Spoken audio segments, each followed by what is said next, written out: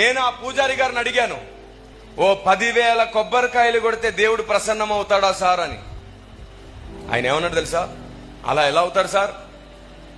పాపము పుణ్యం అనేది ఒకటి ఉంది కదా, కర్మ అనేది ఒకటి ఉంది. నీకు నచ్చిందల్లా చేసి ఎలా పడితే అలా బ్రతికేసి కొబ్బరికాయలు కొడితే దేవుడు ఎందుకు ప్రత్యక్షం అవుతాడు? అప్పుడు నేను అన్నాను, 10,000 కాదు, నువ్వు 1,00,000 కొబ్బరికాయలు కొట్టిన దేవుడు నీ వైపు చూస్తాడో లేదో తెలియదు కదా నీకు. కానీ కొబ్బరికాయ కంటే కూడా అతి పరిశుద్ధమైన కన్నీరు నా గుండెల్లో ఉంది.